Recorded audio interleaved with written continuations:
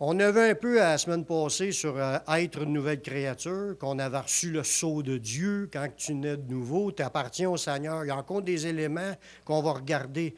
Premièrement, ce matin, on va regarder l'importance d'expérimenter la nouvelle naissance. Comment c'est important que tout le monde l'expérimente. Combien est-ce qu'il y a de religions sur la terre, vous pensez, présentement?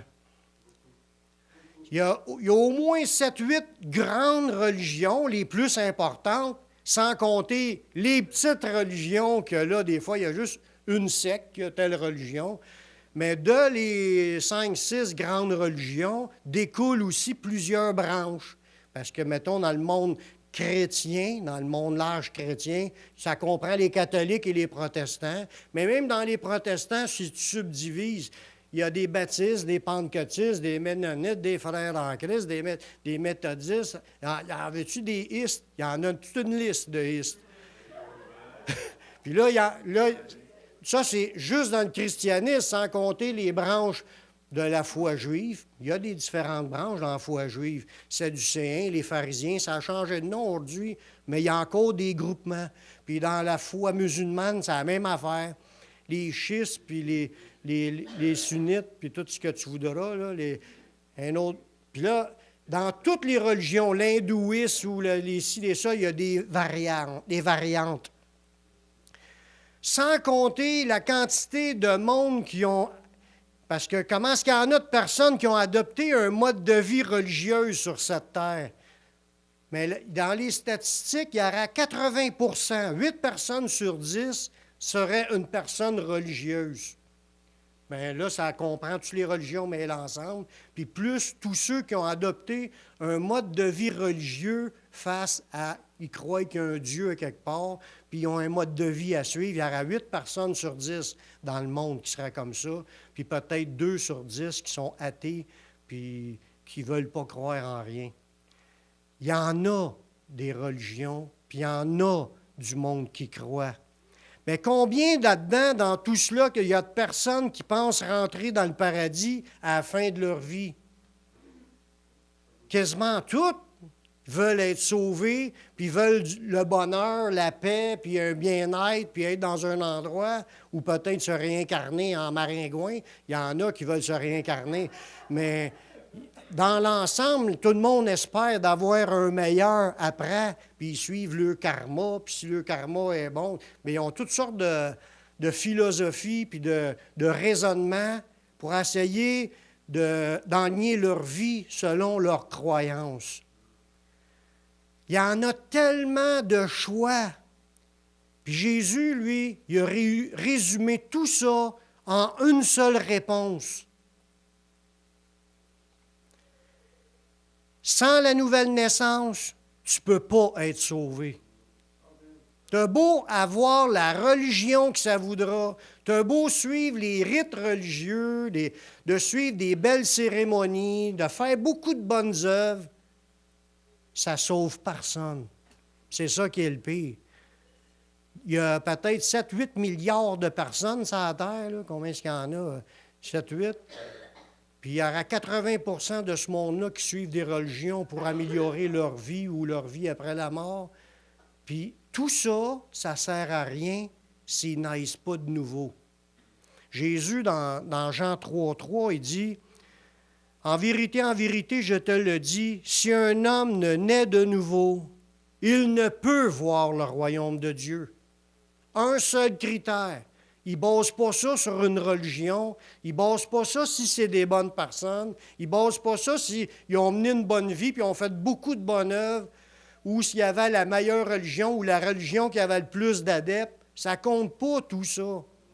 Une seule chose que ça prend pour décoller, pour dire que tu as l'assurance dans la vie éternelle ou d'avoir ce que Dieu a donné, il faut que tu naisses de nouveau. De même que nous, on est nés d'eau en sortant de notre mère, parce que Nicodème, lui, là, il ne comprenait pas ça. Là, dans Jean 3,3, c'est le passage de Jésus qui est en train de parler avec Nicodème. Puis Nicodème, c'est un chef religieux dans l'époque, parmi les Juifs. C'est un gars qui expliquait la Bible. Quand Jésus il a dit ça, il faut que tu naisses de nouveau si tu veux entrer dans le royaume. Il ne savait pas de quoi est-ce que Jésus parlait. même s'il était dans la religion de Dieu, il ne connaissait pas, il ne comprenait pas que ça faisait partie du plan de Dieu. Puis Dieu en avait parlé dans l'Ancien Testament, dans certains passages. Il dit, voici mon alliance que je ferai avec eux.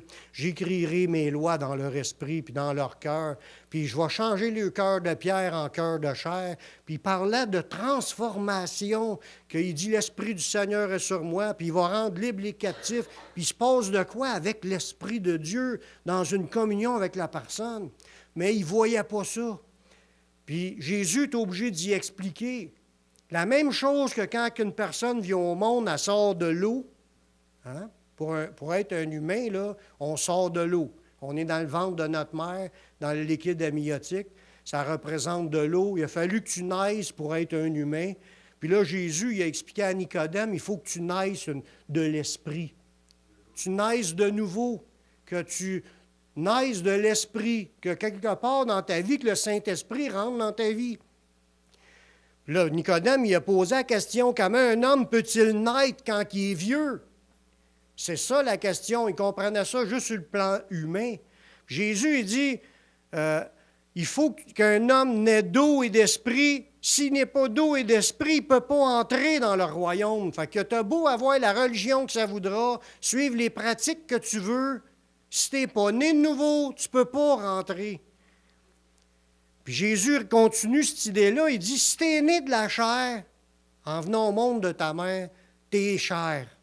Mais si tu nais de l'esprit, tu es esprit. Il y a quelque chose qui se passe à partir du moment où une personne naît de l'esprit. Sa vie change. C'est comme une nouvelle naissance. Tu pars à zéro avec l'esprit. L'Esprit de Dieu. Il dit, au verset 7, « Ne t'étonne pas que je t'ai dit, il faut que vous naissiez de nouveau. » Ça, c'est la bonne, pas la bonne question, parce que ce n'est pas une question, c'est une affirmation. Es-tu né de nouveau? C'est ça qu'il faut que tu prennes conscience. T'as-tu reçu le Saint-Esprit dans ta vie à un moment donné? As-tu parti cette nouvelle vie-là avec l'Esprit de Dieu? Parce que quand l'Esprit de Dieu rentre dans une personne, il se passe quelque chose. On va le voir dans un verset plus loin. Il dit, l'Esprit, lui, il souffle où il veut. Tu entends bien sa voix, mais vous ne savez ni où il vient, ni où il va. Mais il en est de même de tout homme qui est né de l'Esprit. Il dit, quelqu'un qui est né de l'Esprit, là, mais il va être sous le souffle de l'Esprit, il va entendre sa voix, il va s'en aller en étant dirigé d'un bord et de l'autre, puis il va se laisser guider par l'Esprit de Dieu. C'est ça qui fait que tu es une nouvelle créature. On veut expliquer ça, être une nouvelle créature, c'est ça l'étude qu'on est en train de faire, pour qu'on puisse, ceux qui l'ont déjà reçu, s'affermer, grandir dans la foi, à s'affermer dans notre confiance qu'on fait partie de la gang. Puis si on réalise qu'on est déconnecté de l'esprit, peu importe la raison pourquoi que ça peut arriver, on peut être déconnecté, bien, de se repentir, puis de retourner à Dieu, puis de vouloir encore que l'Esprit souffle dans notre vie, puis qu'il nous parle, puis qu'on entende sa voix, puis qu'on se sent dirigé par lui. C'est important, parce que si on ne l'a pas reçu, bien, on ne peut pas être sauvé. Une personne qui reçoit l'Esprit de Dieu, c'est à partir de ce moment-là qu'elle est sauvée, qu'elle commence à marcher dans le chemin du salut, dans la communion avec l'Esprit Saint qui est avec Jésus, bien entendu.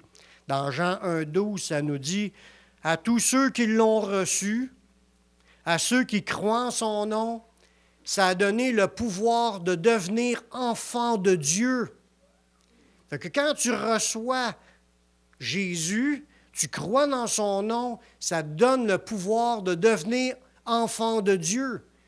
Parce que donc, la question qu'on doit, quand on l'annonce aux autres, la question qu'on doit demander aux autres, t'es-tu né de nouveau? T'as-tu reçu le Saint-Esprit? Puis si le gars, il sait de quoi tu parles, lui, il va dire, oui, j'ai mis ma foi en Jésus, puis je l'ai reçu, donc je sais que je suis sauvé. Ça, c'est le commencement de ta nouvelle vie. Mais s'il n'a pas passé par là, c'est important qu'il réalise qu'il faut qu'il le reçoive. Sinon, il pourra dire, il pourra penser qu'ils vont au ciel, puis il est dans un mauvais chemin qui l'emmène l'autre bord. Dans la... Pardon? Ils pensent qu'ils n'ont pas besoin de l'Esprit. Il y en a plein de religions qui croient en l'Esprit comme une théorie, mais ils ne comprennent pas que tu peux vivre un changement quand tu le reçois. Dans la Bible, une personne possédant l'Esprit est appelée un homme spirituel. Donc, on voit ça dans 1 Corinthiens, chapitre 2, versets 15 et 16. Ça nous dit, l'homme spirituel, ça veut dire l'homme animé du souffle de l'Esprit.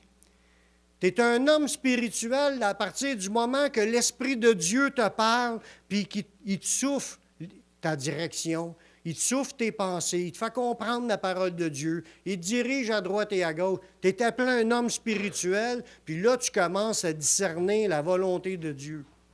Ça nous dit dans ce passage-là, 1 Corinthiens 2, 15 et 16, l'homme spirituel, au contraire, juge de tout, puis il est lui-même jugé par personne. Car qui a connu la pensée du Seigneur pour l'instruire? Or, nous avons la pensée de Christ. Voyez-vous, quand tu es né de nouveau, l'Esprit Saint est entré dans ta vie, puis là, tu as commencé à avoir les pensées de Christ.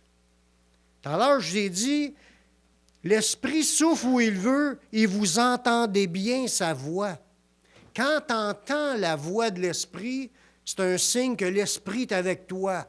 Il te dirige, il te montre des affaires, il te conduit, il t'enseigne, il te transforme, il te donne des paroles, il te donne de la force. C'est lui qui nous anime, qui nous souffle en nous. Mais c'est ça qui se passe, qui parle de l'homme spirituel. Il en vient être capable d'analyser les choses de Dieu. Puis ça dit dans le verset, « Or, nous avons la pensée de Christ. » Jésus nous parle par son esprit. On commence à penser comme Jésus pensait, inspiré par lui. C'est important qu'on vive cela. Il dit, l'Esprit lui-même rend témoignage à notre esprit que nous sommes enfants de Dieu. Est-ce que l'Esprit de Dieu vous confirme que vous êtes un enfant de Dieu? Est-ce que vous entendez sa voix? Est-ce que vous voyez des choses, qui vous montrent des choses? C'est là qu'on sait qu'on est dirigé par lui. Si on ne vit plus ça, on a besoin de s'arrêter puis de faire le point avec Dieu parce qu'on est tous supposés de vivre cela. Jésus a dit, « Mes brebis entendent ma voix. » Et je les connais, autant que Jésus nous connaît, nous on le connaît, on entend sa voix, on le suit, puis il nous donne la vie éternelle, puis on ne périra jamais. Amen, merci Seigneur.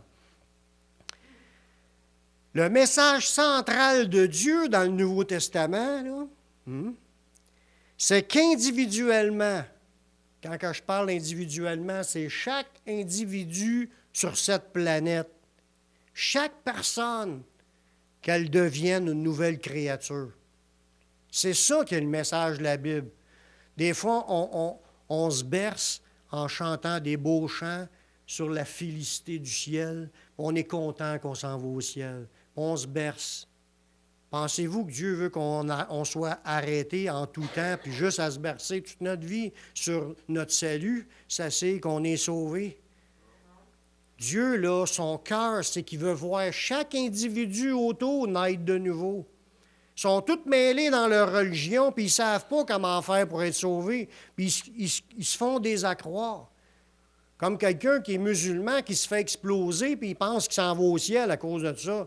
Il s'est fait tromper par des mensonges incroyables. Il va arriver l'autre bord, puis c'est l'étang de feu qui va l'attendre. Parce que tu n'es pas né de nouveau, premièrement, puis il ne marche pas dans le sentier de Jésus non plus. Mais comprenez que le plan de Dieu, c'est de vouloir que chaque individu naisse de nouveau pour qu'elle soit sauvée. Il n'y a pas d'autre manière pour rentrer. C'est important. Dans Galates 6,15, ça nous dit « Car ce n'est rien que d'être circoncis ou incirconcis. Ce qui est quelque chose, c'est d'être une nouvelle créature. Il faut que tu aies été né de nouveau, que tu aies eu une nouvelle vie qui a commencé par l'Esprit de Dieu. C'est ça qui est important, que tu sois une nouvelle créature. Le beau à te faire circoncis, pratiquer la religion juive, même tout cela, ça ne sert à rien. Paul l'a expliqué. Il dit, il faut que tu naisses de nouveau, Jésus a dit, puis il faut que tu sois une nouvelle créature, que tu marches dans la communion avec l'Esprit de Dieu, le souffle de Dieu. Puis cette vie nouvelle-là, mais est en Jésus, le Fils de Dieu. C'est lui qui nous donne l'accès pour naître de nouveau.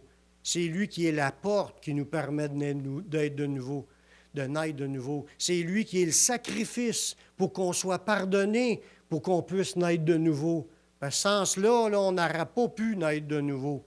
Dans 1 Jean 5, 11 et 12, ça dit « Et voici ce témoignage, c'est que Dieu nous a donné la vie éternelle et que cette vie est dans son Fils.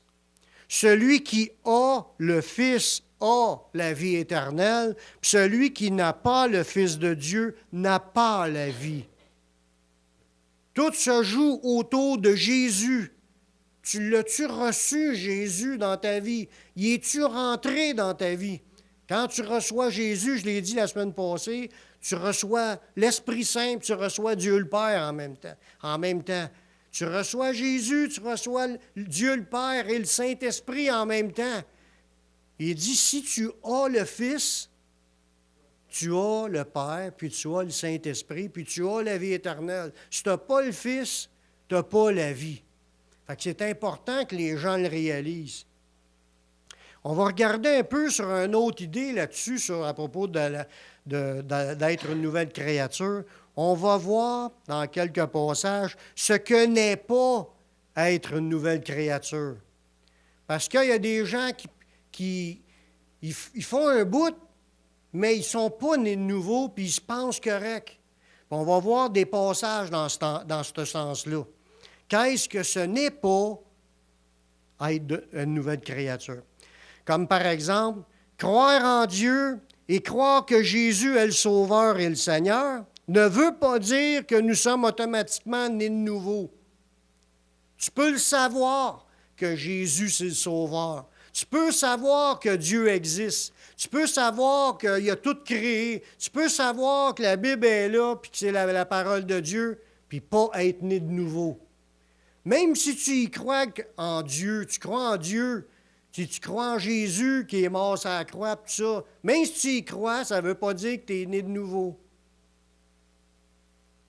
Y a-t-il un ouch ou un amen? Dans Jacques 2, 19, ça nous dit « Tu crois qu'il y a un seul Dieu? Tu fais bien.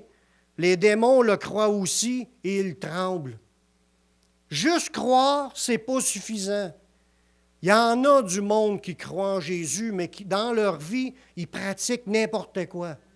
Ils suivent n'importe quoi. Ils croient en Jésus. Ils pourraient s'ostiner avec toi, puis ils pourraient te confirmer qu'ils croient. Mais si leur vie ne va pas avec ce qui est écrit, ils sont dans le champ. Les démons aussi croient en Dieu, puis croient en Jésus. Quand ils voyaient Jésus, ils disaient « Tu es le Saint de Dieu », puis ils tremblaient. Puis là, Jésus leur commanda de sortir, puis il est obligé d'obéir. Juste une simple croyance, ce n'est pas suffisant. Fait que, est-ce que croire en Dieu, c'est suffisant pour dire qu'on est né de nouveau? Absolument pas. Une autre idée là-dessus, c'est être un auditeur intéressé aux paroles de Jésus ne veut pas dire que nous sommes nés de nouveau. Tu peux être une personne qui lit la Bible à tous les jours, qui prend un temps pour la lire, la méditer, l'étudier, aimer ce que Jésus a dit, être d'accord avec ce que Jésus dit, puis ne pas être né de nouveau. Le fait de connaître la Bible ne fait pas de toi une personne née de nouveau. Il y en a comme ça du monde qui se sert de versets de Bible à la tonne, mais ils n'enseignent pas la doctrine comme qu'elle est, puis ils n'ont jamais été nés de nouveau. Ils n'ont jamais reçu le Saint-Esprit. Ils n'ont pas reçu le pardon de leurs péchés parce qu'il leur manque des éléments essentiels qu'on va voir dans la suite de la prédication, mais peut-être pas un qu'aujourd'hui. On va en voir un peu à chaque semaine. Jésus, dans Jean 8, 31 et 32, regardez bien ce qui est écrit là. Jésus dit aux Juifs qui avaient cru en lui, ces Juifs-là, là, ils étaient autour de Jésus. Partout ce que Jésus allait, ces Juifs-là suivaient Jésus. Ils écoutaient ce que Jésus disait. Ils étaient d'accord. Ils voulaient apprendre. Ils voulaient suivre Jésus. Bien, ils étaient autour, disons, qui étaient bien intéressés aux paroles de Jésus. Puis Jésus leur a dit quelque chose d'important.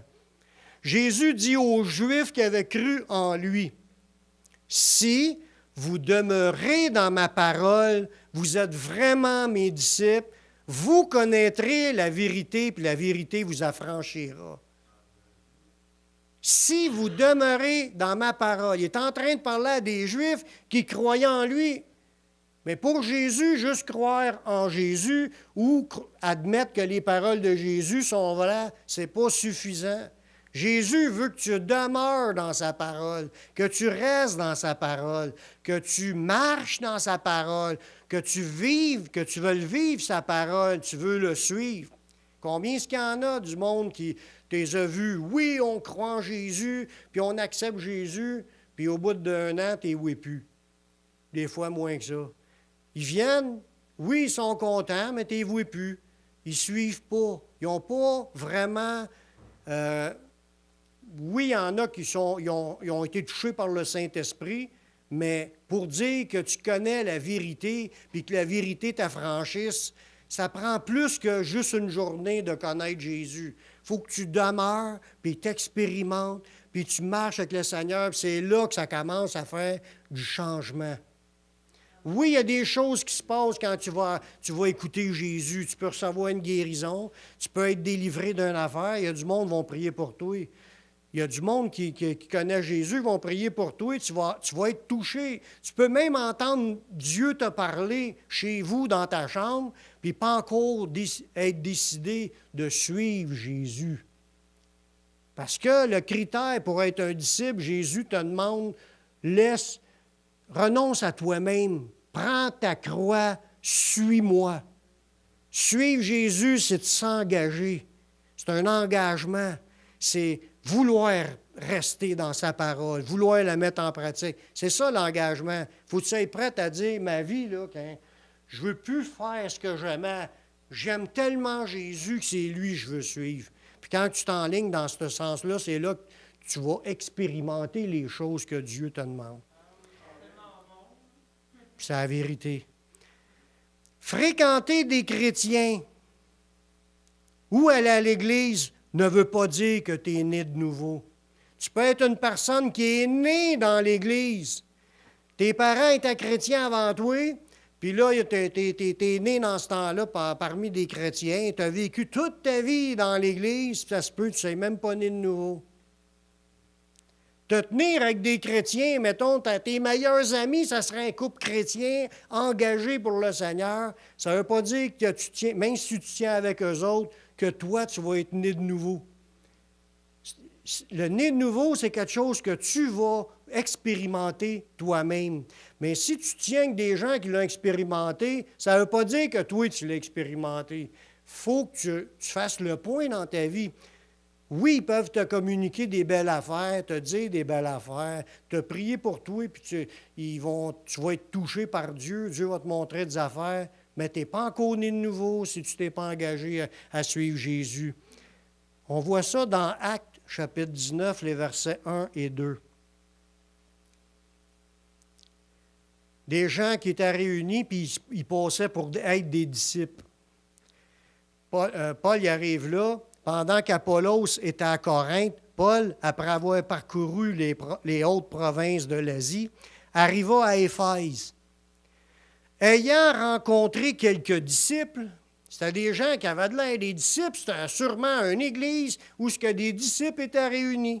Ayant rencontré quelques disciples, il leur dit, « Avez-vous reçu le Saint-Esprit quand vous avez cru? » Ils lui répondirent, « Nous n'avons même pas entendu dire qu'il y avait un Saint-Esprit. » Ça veut dire que tu peux être debout dans une église, à prier à tous les dimanches, à assister au culte, à louer le Seigneur avec les chants, écouter le sermon, puis jamais avoir été né de nouveau.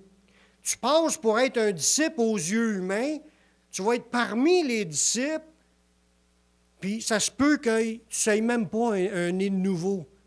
Parce que s'ils n'ont pas entendu parler qu'il y avait un Saint-Esprit, ça veut dire qu'ils sont loin de l'avoir reçu. Leur vie n'a jamais été changée. Si tu n'es pas né de Dieu, si tu n'as pas reçu l'Esprit parce que tu l'ignorais qu'il y avait un Saint-Esprit, tu n'es pas sauvé. Tu peux être assis là et tu perds ton temps. Ça ne sert à rien.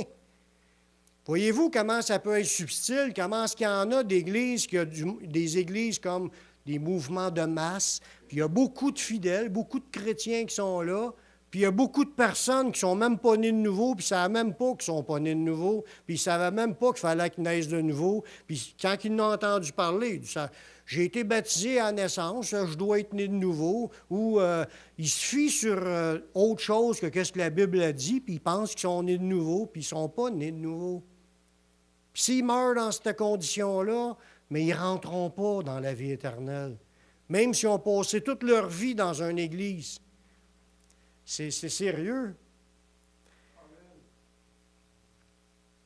Le fait de se faire baptiser d'eau, mettons que tu dis « j'ai été baptisé d'eau », mais même si tu as été baptisé d'eau, ça ne veut pas dire que tu es né de nouveau.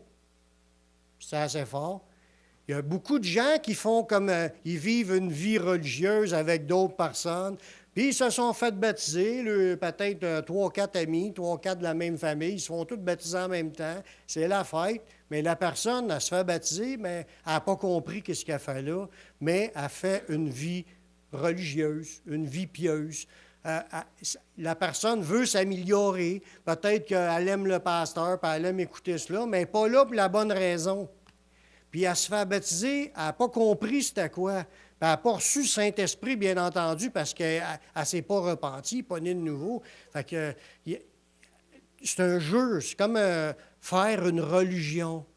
Puis comme je vous disais au début du message, il y en a des milliards de personnes sur la Terre. Il y a 80 % du monde qui sont pieux, ou qui pratiquent une religion quelconque par rapport, qui ont un mode de vie par rapport, qui croient qu'il y a une puissance supérieure, mais ils veulent s'améliorer, mais ils ne sont pas dans le bon chemin, ils ne croient pas aux bonnes affaires, ou ils ne croient pas au Messie, puis ils ne croient pas en sa parole, puis ils ne croyaient pas qu'il fallait qu'ils se repentent, puis qu'ils suivent Jésus, puis être prêts à s'engager, à suivre Jésus, à marcher dans sa parole. Tant que tu n'es pas arrivé là, tu n'es pas né de nouveau encore. Fait que les gens, pour être religieux, vont à l'Église, puis des fois, c'est de père en fils, de génération en génération. Mes arrière-arrière-arrière-grands-pères allaient à l'Église.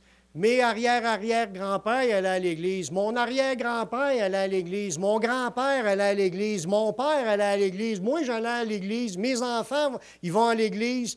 Mais personne ne sait pourquoi ils sont là. Personne n'a été né de nouveau dans toute cette histoire-là.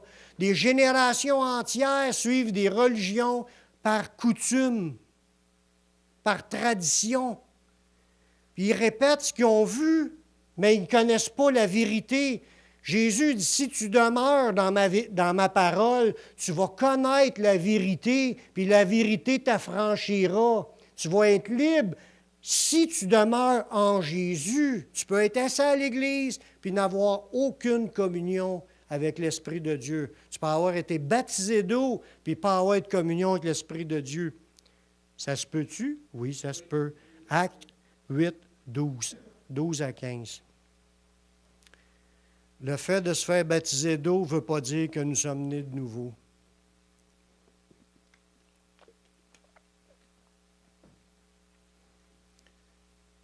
On voit l'histoire de Philippe, qui est un évangéliste, puis il est allé prêcher en Samarie. Puis, à partir du verset 12, il dit « Quand qu'ils eurent cru à Philippe, qui annonçait la bonne nouvelle du royaume de Dieu et du nom de Jésus-Christ, hommes et femmes se firent baptiser. » Fait que là, il y avait un mouvement de réveil, puis il y avait plein de monde qui sont fait baptiser. Ils voyaient les miracles que Philippe faisait, il priait dans le nom de Jésus, puis Philippe était né de nouveau, puis il marchait dans le Saint-Esprit, puis il se passait C'était un évangéliste, il se passait des miracles, puis il prêchait la parole, puis plein de monde se faisait baptiser. Là, ça nous parle d'un personnage qui s'appelle Simon, au verset 13. Simon lui-même crut, et après avoir été baptisé, il ne quittait plus Philippe. Et il voyait avec étonnement les miracles et les grands prodigues qui s'opéraient. C'était puissant, là. Philippe, là, il faisait plein de miracles.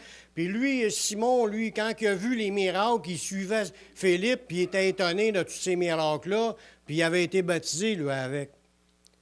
Puis là, les apôtres qui étaient à Jérusalem, ayant appris que la Samarie avait reçu la parole de Dieu, ils envoyèrent Pierre et Jean. Ceux-ci, arrivés chez les Samaritains, prièrent pour eux afin qu'ils reçussent le Saint-Esprit. Comment ça? Ils ont tous cru, ils ont tous été baptisés d'eau, mais ils n'avaient pas encore reçu le Saint-Esprit. C'est la même chose pour l'autre groupe de tantôt, quand je vous disais que Pierre, Paul, il rencontre des disciples, puis il dit, avez-vous reçu le Saint-Esprit? Il dit, on n'a même pas entendu parler qu'il y avait un Saint-Esprit. Ça dit qu'à part après, il nous a expliqué la parole de Dieu dans la bonne façon, puis il les a rebaptisés, puis il a prié pour eux pour qu'ils reçoivent le Saint-Esprit. Tu peux avoir été baptisé d'eau, être dans une église, tu peux lire la Bible à tous les jours, tu peux être une personne qui prie, comme Corneille. Corneille, là, il priait Dieu, puis il faisait des aumônes à Dieu, puis il était un homme pieux, puis il n'était pas encore sauvé, puis il faisait plein de bonnes œuvres. Puis un ange lui a apparu, puis il a dit, tu vas aller chercher Pierre, puis il va t'enseigner parole par lequel tu seras sauvé. Tu peux être une personne pieuse, puis être encore sur le chemin de la perdition. Voyez-vous, il faut naître de nouveau, il faut devenir une nouvelle créature. Tout le monde, sans exception, doit passer par là. Même le pape, il faudra qu'il le devienne. Il n'y a pas de personne qui ne peut pas se permettre de l'être. On court tout après la mode aujourd'hui, mais la mode de Dieu, c'est « sois né de nouveau ». Engage-toi à suivre Jésus. Repens-toi de tes péchés. Suis le Seigneur. Tu vas être pardonné, puis tu vas recevoir le Saint-Esprit. Tu vas naître de nouveau. Tu vas être sauvé. Amen. Bien, le commencement du chemin, il commence là, à partir du moment que tu nais de nouveau. Même encore pire que ça, pratiquer des œuvres religieuses ne veut pas dire que tu es né de nouveau. Jésus était là, il y a 2000 ans, sur la terre, puis il parlait aux Juifs. Les Juifs, ce n'était pas n'importe qui, c'était le peuple choisi de Dieu. C'était le peuple qui détenait dans leurs mains les paroles de Dieu. Ils avaient été choisis pour être des représentants de Dieu sur la terre, puis de pouvoir communiquer la parole de Dieu aux gens. Ils étaient des ambassadeurs de Dieu, puis ils avaient leur religion, là, ils suivaient fidèlement, puis Jésus leur a dit, vous payez la dîme, là, même de la menthe, de la nette, puis du cumin. Il allait jusqu'au de la menthe, là. Il payait sa dîme, là, même sur un buisson de menthe chez eux. Il voulait tellement suivre à la lettre là, que même ses épices, c'est le nombre de feuilles d'épices, il devait compter les feuilles. Bon, mais 100 feuilles, j'en donne 10 au Seigneur. Il était au bout à vouloir suivre. C'était des hommes extrêmement religieux, mais pas nés de nouveau. Dans Matthieu 23, le verset 14, Jésus a dit à ces gens-là, « Malheur à vous, scribes et pharisiens hypocrites, parce que vous dévorez les maisons des veuves, vous faites pour l'apparence de longues prières. À cause de cela, vous serez jugés plus sévèrement. » Faire des œuvres par apparence, pour faire comme les autres, ou pour montrer que tu es un gars qui prie. Écoutez-moi bien, là, moi, vous en faire une belle prière. Là, il te sort ça, là. Puis là, tout le monde sont là. Ah, les mots là, sont là. Ils sont tous ébahis par les prières. C'est de l'apparence. Il y en a qui suivent une religion pour l'apparence. Ah, lui, c'est un gars pieux. Il va à l'église à tous les dimanches. T'sais? Ou il donne dans le tronc. Ah, il est généreux, ce gars-là. Il donne dans le tronc. Je ne veux pas dire qu'il ne faut pas donner, mais s'il fait ça parce qu'il fait son don, il y a la photo dans le journal avec le chèque puis le gros chiffre qui est écrit pour montrer qu'il a été un gars bien généreux. Mais c'est de l'hypocrisie aux yeux de Dieu, puis c'est pas ça que Dieu s'attend. Il dit ça, là, des gars de même, c'est des hypocrites. C'est pas des gens qui sont nés de nouveau, puis qui sont sauvés, puis qui ne font pas les choses parce que ça découle de leur communion avec Dieu. Ils font les choses pour les apparences, la religion. Puis quand tu es dans ce chemin-là, tu es perdu, même si tu pratiquerais les œuvres que ça voudra. C'est pour ça que ça en fait des choses à s'examiner. Parce que là, je ne dis pas ça pour qu'on examine les autres, là. Est-ce que je suis un vrai chrétien? Est-ce que je suis authentique? Je vis-tu une relation avec le Seigneur? Son esprit me dirige encore aujourd'hui? Ou je l'ai-tu déjà reçu? Puis si je l'ai reçu, je l'ai-tu encore aujourd'hui? Je suis encore en contact? Il faut faire le point. Puis si on a perdu des bouts à quelque part, il faut demander pardon au Seigneur pour être renouvelé. Il ne faut pas mourir séparé d'avec lui, il faut mourir en communion avec lui. Il dit, tout serment qui est en moi porte beaucoup de fruits. Mais si on ne demeure pas en lui, il nous retranche. C'est ça qu'il dit. Il faut que tu demeures dans la parole. Il faut que tu demeures en communion avec l'Esprit de Dieu. Faire pour l'apparence de longues prières. La Bible est claire. Si quelqu'un n'a pas reçu l'Esprit de Dieu, il ne lui appartient pas. On voit ça textuellement dans Romains 8, 9. Ça nous dit, pour vous, si vous vivez selon la... Si vous vivez... Voyons. Pour vous, vous ne vivez pas selon la chair, mais selon l'Esprit, si du moins l'Esprit de Dieu habite en vous. Si quelqu'un n'a pas l'Esprit de Christ, il ne lui appartient pas. Fait que tu peux être une personne qui aime entendre parler de Jésus, qui aime lire la parole de Dieu, qui s'assied à l'Église, qui se tient avec des chrétiens, qui font pour l'apparence des longues prières, puis pas être à Jésus. Pas être une personne née de nouveau. Parce que ce n'est pas une conversion authentique que tu as faite. Puis c'est important qu'on ait une conversion authentique. Parce qu'il y a juste une façon pour recevoir le cadeau de Dieu, puis c'est la même façon pour tout le monde. Ce cadeau-là, c'est le Saint-Esprit. Puis pour le recevoir, il faut que tu passes par Jésus. Il faut que tu demandes pardon au Seigneur pour tes péchés. Il faut que tu le reconnaisses que tu es un pécheur. Si tu arrives à Jésus, « Ouais, ben moi, je le veux, ton cadeau. » Bien, on ne veut pas se repentir. On ne l'aura pas. Il faut que tu sois repentant. Il faut que tu veuilles changer de manière de vivre. Dans Actes 2, 38, c'est le dernier verset qu'on regarde pour aujourd'hui. Pierre, il leur dit, parce que les gens, là, ils venaient d'entendre la parole, puis ils étaient touchés. Mais ils voulaient savoir quoi faire pour être sauvés. Pierre leur a dit, « Repentez-vous et que chacun de vous soit baptisé dans le nom de Jésus-Christ pour le pardon de vos péchés et vous recevrez le don du Saint-Esprit. » Voyez-vous, pour recevoir le Saint-Esprit, il faut que tu te repentes. Il faut que tu arrêtes de vouloir vivre ta vie de péché.